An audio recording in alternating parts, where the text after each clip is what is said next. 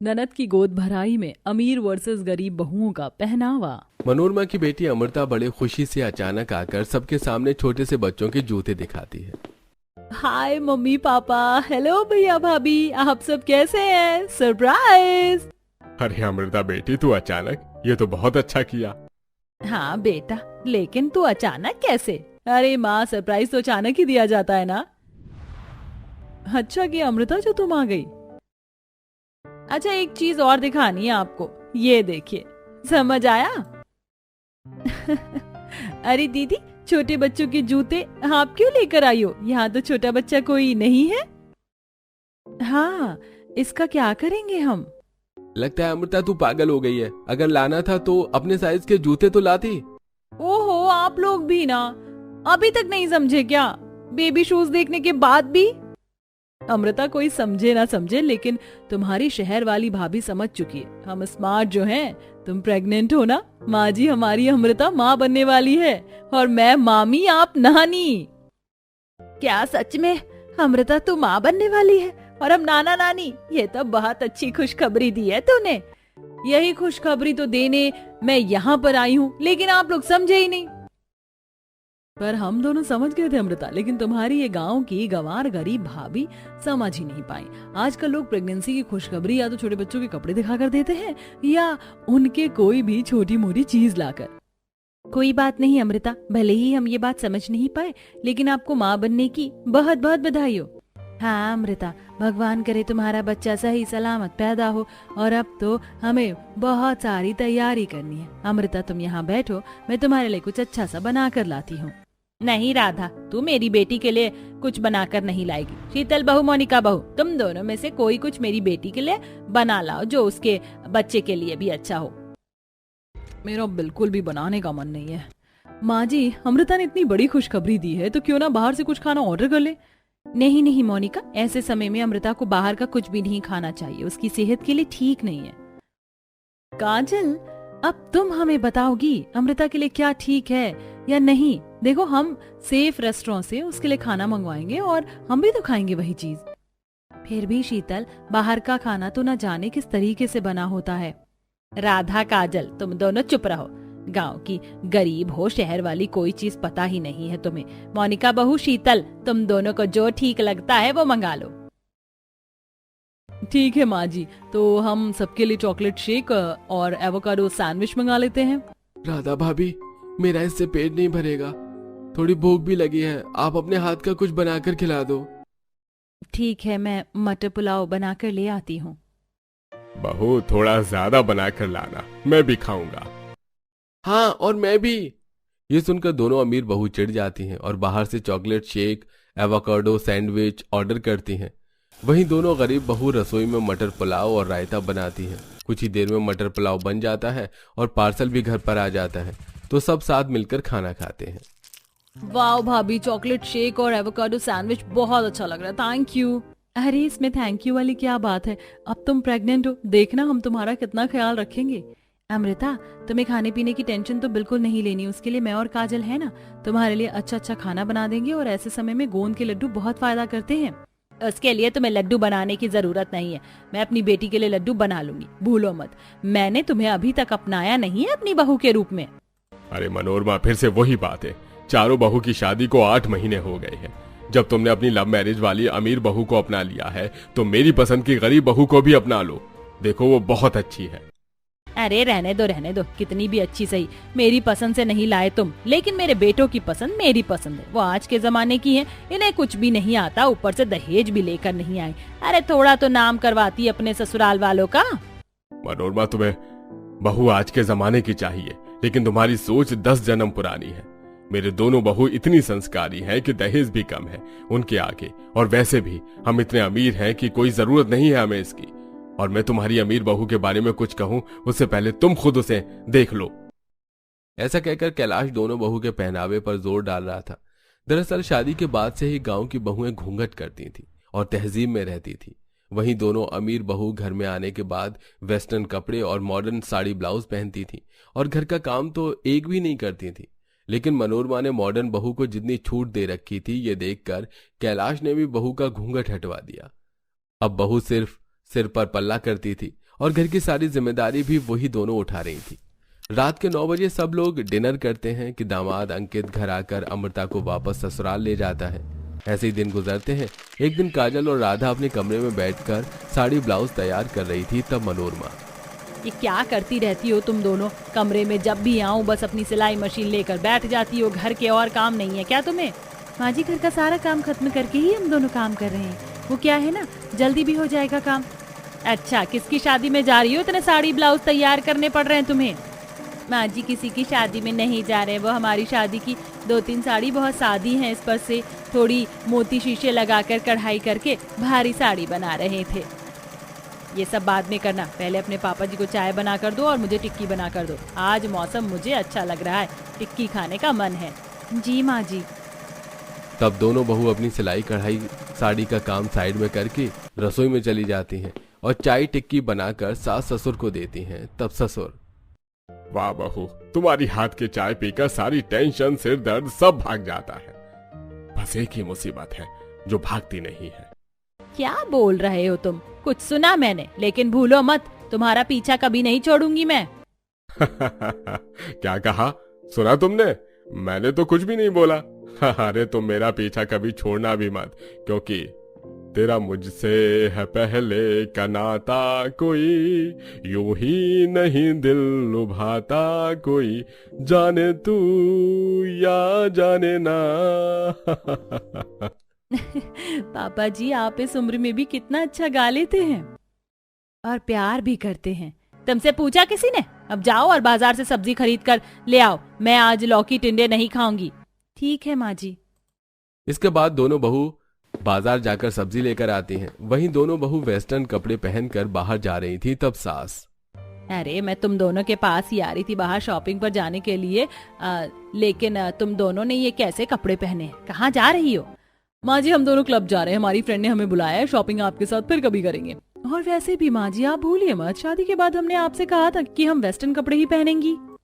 लेकिन बहू, बाहर वाले बोलेंगे, तुम दिन में जा रही हो, सब देखेंगे। आपकी बातों से ऐसा तो लगता नहीं है कि आप हमें रात में भी जाने दोगी, और दूसरों से हमें क्या मतलब? प्लीज माँ जी, आप गरीब जेठानी की तरह मत समझो हमें, जो घूंघट में रहे हाँ जी करें। बाय द वे माँ जी, वी आर गेटिंग लेट, सो टाटा। ये सुनकर मनोरमा को बुरा लगता है और दोनों बहू क्लब में पार्टी करने पहुंच जाती हैं। बलखाता है बदन, ऐसी जो ताल है, सांसों में चलती हैं आंधियां, बहकता है ये मन, अब तो ये हाल है, मस्ती में खोए हैं हम यहाँ। हो तुम भी खो के मस्त होके, कोई टोके तो खुल के कहो, it's the time to disco, कौन मिले देखो किसको, it's the time to disco. अच्छा है बुढ़िया के साथ शॉपिंग करने नहीं गए, वरना पका देती हैं ये। राइट शीतल।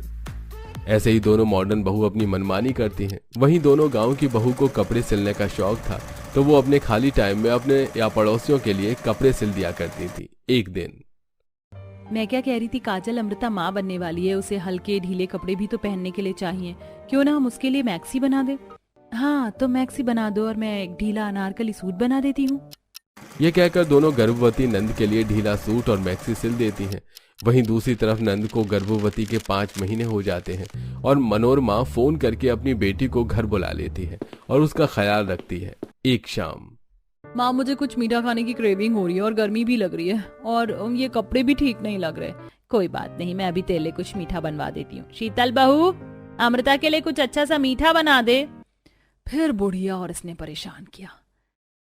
माँ जी, मैं दीदी के लिए कैलॉग्स ले आऊं दूध में डालकर और उसमें थोड़ी सी स्ट्रॉबेरी डाल दूंगी। नहीं भाभी, मेरा वो खाने का मन नहीं है, कुछ बना दो ना गरम सा, ये सब नहीं खाना मुझे। अच्छा तुम रुको, मैं अभी बाहर से गर्मा गर्म गुलाब जामुन ऑर्डर कर देती हूँ। वाओ, ये खुशबू कहाँ से आ रही है? दीदी जरा यहाँ तो देखिए, मैंने आपके लिए पैनकेक बनाया है और इसके ऊपर शहद भी डाल दिया है, खाकर देखिए। वाओ भाभी, लेकिन आपको कैसे पता चला कि मुझे कुछ अलग खाना है? मैं अभी अभी तो बोली थी। वो काम करते करते मैंने आपका मूड देख लिया था, आप चिड़चिड़ा सा महसूस कर रही थी। ऐसे गर्भवती के समय में मेरी भाभी ने भी किया था, फिर उनको कुछ मनपसंद बनाकर दे दिया तो वो खाकर खुश हो गई थी। और आपको तो मीठा ज्यादा पसंद है, इसलिए मैंने पहले ही बनाना शुरू कर दिया। वाह भाभी, आप कितने अच्छे से समझती हैं। थैंक यू, ये बहुत टेस्टी है, एक और लेकर आइए ना। हाँ हाँ, और दीदी उसके बाद ये आम पन्ना पीना, मीठे से चटपटा मन हो जाएगा। जी भाभी। ज्यादा मेरी बेटी के करीब आने की कोशिश मत करो। तुम्हें ऐसा लगता है ना कि मेरी बेटी को खुश रखोगी तो मैं तुम्हें अपना लूंगी, लेकिन ऐसा बिल्कुल नहीं होगा। नहीं माँ जी, हम तो सिर्फ दीदी का ध्यान रख रहे हैं। रहने दो, सब पता है। डोरबेल बजती है और पार्सल आता है। देखो अमृता, हमने तुम्हारे लिए खास ऑर्डर करके दुबई से कपड़े मंगवाए हैं। वो मेरी फ्रेंड है ना शनाया, दुबई में रहती है। मैंने उसको बोला था मेरी ननद के लिए दुबई से कुछ मैटरनिटी के कपड़े भेज दे, तो अब ये तुम पहन कर देखो, तुम्हें अच्छा लगेगा। मोनिका भाभी आप कितनी अच्छी हैं, मुझे ये न्यू कंफर्टेबल कपड़े चाहिए थे और आपने मंगवा दिए। मैं चेंज करके आती हूँ। अमृता मैटरनिटी क्लॉथ्स ट्राई करके बारी बारी से दिखाती है। कुछ शॉर्ट वेस्टर्न होते हैं तो कुछ अनारकली खुले गाउन होते हैं, जिन्हें खुश होकर अमृता 3-4 दिन पहनती है, लेकिन चौथे दिन उसे रैशेस हो जाते हैं और कपड़े टाइट लगते हैं। माँ भाभी ये कैसे कपड़े हैं? उस दिन तो ठीक थे, लेकिन जो मैंने कल और आज पहने थे उससे मुझे रैशेस हो गए। कल मैंने ध्यान नहीं दिया, लेकिन आज देखिए, आज भी मेरे हाथों पर रेड रेड हो गया है और पेट के पास भी। कहीं इससे मेरे बच्चे को कुछ हो गया तो? और ये कपड़े बहुत टाइट भी है, मेरा दम घुट रहा है। हे भगवान। शीतल, मोनिका, ये तुमने अपनी फ्रेंड से दुबई से कैसे कपड़े मंगवाए हैं? थोड़ा साइज ओवर खरीदना था ना। देखो उसको क्या हो गया, ये रैशेस वगैरह। ओ गॉड, आजकल तो भलाई का जमाना ही नहीं है। अमृता के लिए हमने इतनी दूर से कपड़े मंगवाए, आने में 10 दिन लगे, तब जाकर उसको दिया था। और आप लोगों को बस कमी निकालनी है। जरूर इन्होंने इधर उधर कपड़े रख दिए होंगे और हो गया रैशेस। बाप रे अमृता, तुम्हारे तो बहुत ज्यादा रैशेस हो गए। हमने खुली लाइट वेट मैक्सी बनाई है, फिलहाल तुम जल्दी से नहाकर वही पहन लो। और राधा, तुम इसे नारियल का तेल लगा दो, जिससे इसके रैशेस ठीक हो जाएं। जब तक मैं तुम्हारे रोजमर्रा पहनने के लिए ढीले ढीले सूती से कपड़े बना देती हूँ। तब अमृता नहाने चली जाती है और राधा उसे अपने हाथ का बनाया हुआ ढीली मैक्सी दे देती है, जिसे पहनकर उसे बहुत अच्छा लगता है और रैशेस वाली जगह पर नारियल तेल लगा लेती है। वहीं काजल अमृता के लिए गर्भवती के ढीले कपड़े सिलती है और अमृता आराम करती है। थैंक्स भाभी, अब मुझे बहुत अच्छा फील हो रहा है, वरना मैं तो पागल हो जाती। ऐसे समय में जितना कंफर्टेबल रहो उतना अच्छा लगता है। शुक्रिया की कोई बात नहीं, देखना हम तुम्हारे लिए रोजमर्रा के लिए ऐसे आरामदायक कपड़े बना देंगे, और वो भी ऐसे जो तुम पर खिलेंगे। अच्छा, अब मैं खाने की तैयारी कर लेती हूँ, क्योंकि काजल तो तुम्हारे कपड़े सिल रही है। ठीक है भाभी। तब राधा के जाने के बाद दोनों घमंडी भाभी आती हैं। अमृता, तुमने जो भी पहना है ना, किसी कार्टून से कम नहीं लग रही हो। वही तो, वो गांव की गवार तुम्हें कुछ भी बनाकर दे रही है और तुम खा रही हो, बहन रही हो। भाभी, मैंने उनकी चीज लेने से पहले आपसे चीज बोली है। आपको ऑर्डर किया, खाना और कपड़ा दोनों लिया मैंने, और देखिए क्या हो गया। कपड़े से तो रैशेस हो गए। अब भले ही उन्होंने जैसा भी बनाया हो, लेकिन मेरे लिए कंफर्टेबल बनाया है। और वैसे भी इसे पहनकर मुझे कौन सा मॉडलिंग करनी है, मुझे थोड़ी देर रेस्ट करना है। आप जाइए। ये सुनकर दोनों घमंडी भाभी को अच्छा नहीं लगता। अगले दिन अमृता को दोनों शॉपिंग पर ले जा रही होती हैं। तब शीतल, मोनिका, इतने खराब मौसम में तुम अमृता को कहाँ ले जा रही हो? देख रही हो ना आप, उसका 6वां महीना पूरा हो गया। ऐसे में बाहर जाना ठीक नहीं है। अरे मौसम अच्छा है और थोड़ा सा हमारे साथ शॉपिंग कर लेगी तो क्या हो जाएगा, और टहल भी लेगी। हाँ भाभी, मैं थोड़ा सा बाहर होकर आती हूँ। तो ठीक है, मैं भी तुम्हारे साथ चलती हूँ। अमृता सुनती नहीं है। घर से बाहर निकलते ही कीचड़ में अमृता फिसलने वाली होती है। तब काजल और राधा अमृता को बचाते हैं और वो दोनों फोन पर लगी रहती हैं। मेरा बच्चा। अमृता, तुम ठीक तो हो? शीतल, तुम्हारा ध्यान कहाँ था? तुमने अमृता को पकड़ रखा था ना, तो क्यों छोड़ा, जबकि पता है बारिश है, फिसलने का मौसम है। वो मैं थैंक यू भाभी, आपने मुझे बचा लिया, वरना शीतल भाभी ने तो मुझे अब कोई शॉपिंग नहीं करनी, मुझे घर जाना है। मैं भी यही बोल रही हूँ, तेज बारिश हो गई है, घर चलो। तब गांव वाली भाभी ध्यान से छाते में अपनी नंद को घर ले आती है। वहीं दोनों बारिश में भीगकर पीछे पीछे आती हैं। How dare she be. ये समझती क्या है गांव वाली अपने आप को? जब से नंद प्रेग्नेंट हुई है तो अकेले ही ध्यान रखना चाहती है, और हमसे पता नहीं कैसे गलती हो जाती है। वैसे शीतल, मुझे नंद की चापलूसी करने का बिल्कुल भी मन नहीं है, छोड़ो से। अब सीधा गोद भराई पर ही कुछ करेंगे। हाँ। तब दोनों शांत हो जाती हैं। वहीं गांव वाली गरीब बहुएं अमृता की प्रेगनेंसी में ख्याल रखती हैं, उसको योग करवाती हैं, अच्छा अच्छा खाना पीना बना कर देती हैं। ऐसे ही 8वां महीना लगता है। घर में गोद भराई की रस्म की बात चलती है और अमृता की सास भी आ जाती है। वैसे माँ, मैं चाहती हूँ मेरी बहुत अच्छी गोद भराई की रस्म हो जाएगी बहू, तेरी अच्छी सी गोद भराई की रस्म हो जाएगी, लेकिन ससुराल में अब कब तक? तू मायके में ही रहेगी, थोड़ा लाड़ प्यार हमें भी करने दे। आंटी जी आप खुद को क्यों तकलीफ दे रही हैं? यहाँ माँ जी की 4 बहुएं हैं, 4 बेटे हैं, आप वहाँ अकेले गोद भराई की रस्म की तैयारी कैसे करेंगी? हम तैयारी कर लेंगे। हाँ माँ जी प्लीज यहीं। लगता है तू ऐसे नहीं मानेगी। ठीक है, गोद भराई की रस्म यहीं होगी, लेकिन जैसे ही मेरा पोता या पोती आ जाएगी मैं तुझे अपने घर ले जाऊंगी, यहाँ नहीं रहने दूंगी। हाँ माँ जी। आंटी जी ये लीजिए खाइए, मैंने खास दीदी के लिए बेसन की बर्फी बनाई है। अरे वाह ये तो बहुत स्वादिष्ट है। इससे पता चलता है अमृता तुम अपने मायके में भाभी के साथ बहुत मजे के दिन बिता रही हो। और ये कपड़ा तो तुमने बहुत अच्छा और आरामदायक पहना है, कहाँ से लिया? माँ जी ये राधा और काजल भाभी ने बनाया है, वो मेरी हर चीज का बहुत अच्छे से ख्याल रखती हैं। अच्छा, और ये शहर वाली भाभी तुम्हारा ख्याल नहीं रखती क्या? खैर मुझे तुम्हारी गोद भराई का बहुत सारा सामान खरीदना है तो मैं चलती हूँ। तब अमृता की सास चली जाती है। राधा और काजल अपने पति ऋषभ और मोहन के साथ अमृता के लिए कुछ हल्के सोने के गहने बनवा कर ले आती है। वहीं अमीर बहू अपने पति के साथ नंद के लिए भारी गहने और कपड़े खरीद लेती है। वहीं अपने लिए भी डिजाइनर ड्रेस खरीद लेती है। वैसे शीतल, हमने इतने महंगे और इतने भारी कपड़े खरीदे हैं नंद की गोद भराई के लिए कि सब लोग हमारी तारीफ करेंगे, क्योंकि गरीब लोगों ने तो मामूली से गहने और वाहियात से कपड़े लिए होंगे जो कि अमृता को बिल्कुल पसंद नहीं आएंगे, और फिर पार्टी में हमारी ही तारीफ होगी। तुमने बिल्कुल ठीक कहा। वहीं दूसरी तरफ दोनों बहू बाजार जाकर अच्छा कपड़ा, सितारे, मोती खरीद कर घर पर नंद और अपने लिए अच्छी सी ड्रेस तैयार करती है। बाप रे, मैं तो थक गई। सारी मेहनत तो हमने अमृता के कपड़ों में लगा दी है। हाँ, अब उसकी गोद भराई का दिन है तो सुंदर और आरामदायक। अगले दिन गोद भराई में नंद की पसंद से सारी डेकोरेशन करवाती हैं और झूला सजाती हैं। मेहमान आ जाते हैं और सब गरीब बहू की सजावट की तारीफ करते हैं। अरे वाह मनोरमा, तेरी दोनों बड़ी बहू ने कितने अच्छे से सजावट की है। मानना पड़ेगा गांव से हैं लेकिन शहर वाली डेकोरेशन की है। हाँ, यहाँ रहकर अगर थोड़ा बहुत नहीं सीखी तो क्या फायदा। वहीं दूसरी तरफ दोनों अमीर भाभी महंगी सी भारी ड्रेस में नंद को तैयार कर देती हैं। वो थोड़ा सा बाहर चलकर आती है तो घबराहट से कहती है, मोनिका भाभी, शीतल भाभी, आप दोनों मेरे लिए बहुत अच्छे कपड़े लाए हैं, लेकिन इस गहने में मेरा दम घुट रहा है और इतनी सारी लेयर वाला गाउन पहनकर मैं चल भी नहीं पा रही हूँ। मुझे अनकंफर्टेबल लग रहा है। अरे आज तुम्हारी गोद भराई है, इतना पहनना तो बनता है। पर भाभी मुझे अच्छा नहीं लग रहा। मोनिका, शीतल, माँ बनने के समय पर गर्भवती महिला को आरामदायक कपड़े पहनने चाहिए। अमृता तुम चेंज कर लो, हमने तुम्हारे लिए बहुत अच्छा आरामदायक कपड़े बनाए हैं। जेठानी जी आपका दिमाग खराब है क्या? बहुत सारे मेहमान हैं यहाँ पर, अब रस्म चालू होने वाली है, अमृता कपड़े चेंज नहीं करेगी। चलो अमृता। इतने में अमृता एक कदम चलते ही उल्टी करती है और फिर बेहोश हो जाती है।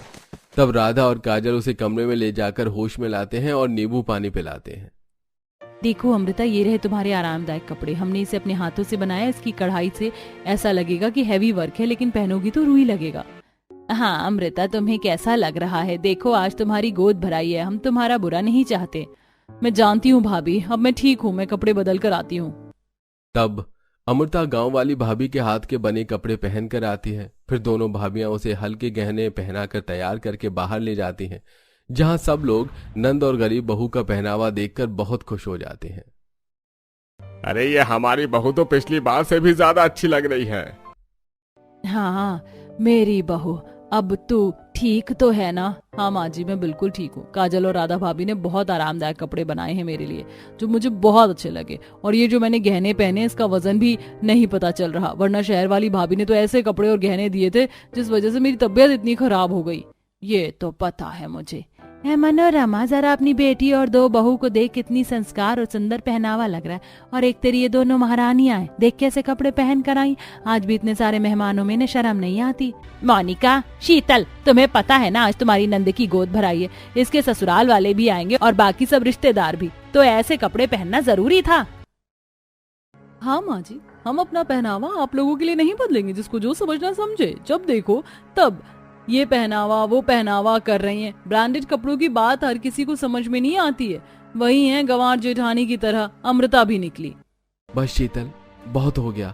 मेरी बहन और परिवार की इज्जत को तुम ऐसे नहीं उछाल सकती। बेहतर होगा तुम यहाँ से चली जाओ। मैं तो कहता हूँ इन्हें डिवोर्स ही दे देते हैं। नहीं नहीं, ऐसा मत कीजिए। देवर जी गुस्सा नहीं करते। देखो शीतल, मोनिका, आज अमृता का बहुत बड़ा दिन है। अपनों की खुशी के लिए, घर की इज्जत के लिए अगर ट्रेडिशनल कपड़े भी ब्रांडेड पहन लोगी तब भी तुम इतनी सुंदर और स्टेटस वाली लगोगी। तुमने ये बात तो समझी नहीं, और तुमने ये भी नहीं समझा कि अमृता को कैसे कपड़ों में कितना अनकंफर्टेबल हुआ होगा। थोड़ा समझ जाती तो आज दोनों देवर जी इतने लोगों के बीच में तुम्हें तलाक देने की बात नहीं करते। देवर जी, एक मौका देकर इन्हें छोड़ दीजिए। हमसे गलती हो गई जेठानी जी। माँ जी और अमृता अपने घमंड के चक्कर में हमने तुम्हारी परेशानी भी नहीं समझी। प्लीज हमें माफ कर दीजिए। इतना सब कुछ हो गया तो मैं भी अपनी गलती की माफी मांग लेती हूँ।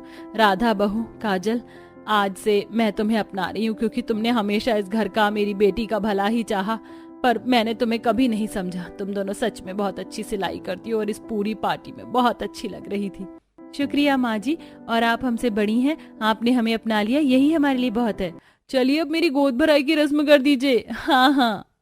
तब नंद की गोद भराई की रस्म शुरू हो जाती है। सब उसे तोहफा और आशीर्वाद देते हैं और नाच गाकर माहौल को अच्छा करते हैं। अपने आंगन में सितारों को सजाए रखना, अपनी गोद में बहारों को बिछाए रखना। हाँ, एक नन्हा सा मेहमान आने वाला है, गोद में तेरी भरी मिठाई जैसा होगा वो मेहमान।